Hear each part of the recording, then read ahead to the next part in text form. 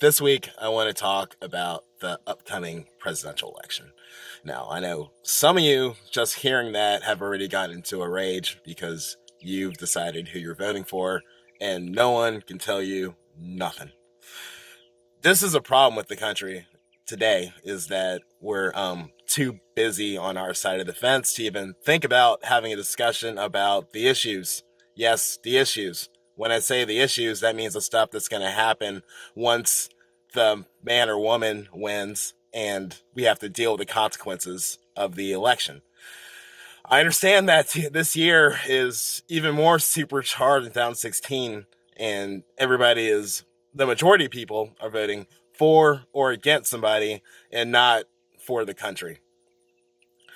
I understand all the pain that has happened past since 2016. I get that and why it's emotional and supercharged. But we still need to have a discussion to maybe train ourselves for 2024 when there's not something so big in front of us that we're afraid of on either side that we're voting against. And again, I'm going to stand this theme of voting against something. That's how we got where we are now.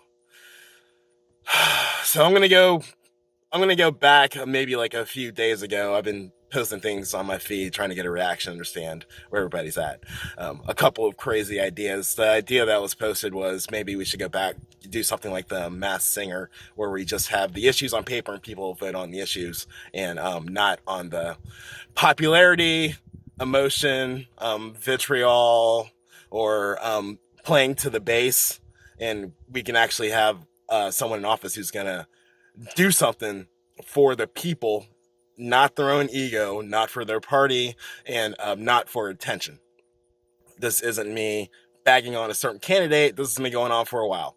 I don't need a rock star president. I don't need a president who gets the best ratings. I need a president who works for the people, for the betterment of the country.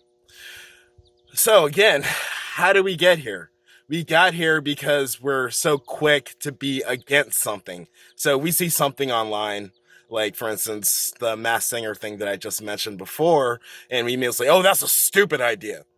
So let's break down why we got to this point where we can just sit there and crack jokes, and it hits us so personally because everybody's so upset because they're not happy with let's be real, their two choices that have a statistical chance to win.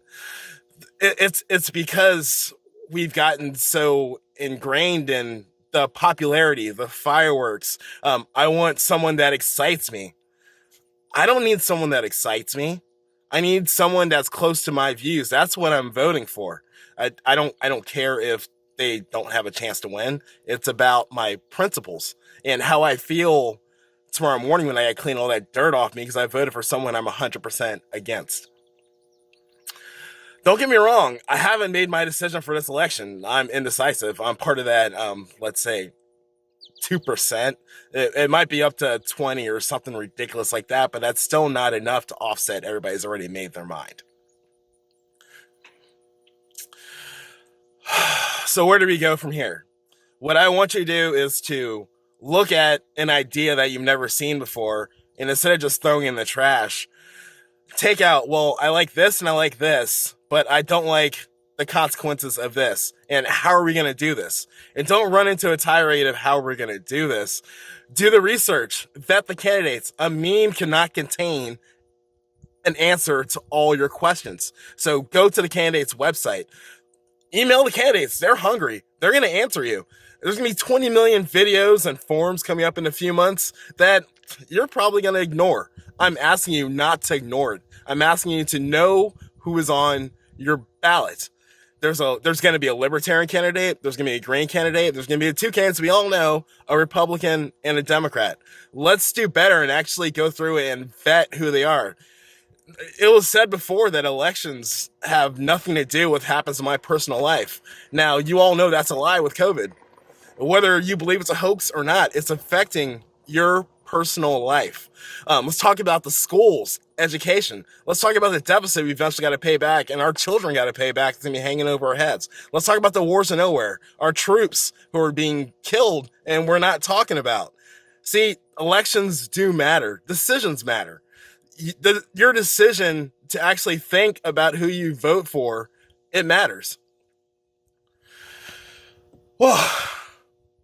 Breathe in, breathe out. It's going to be okay. My name is Calfani King, and thank you for watching my Jeep Chat.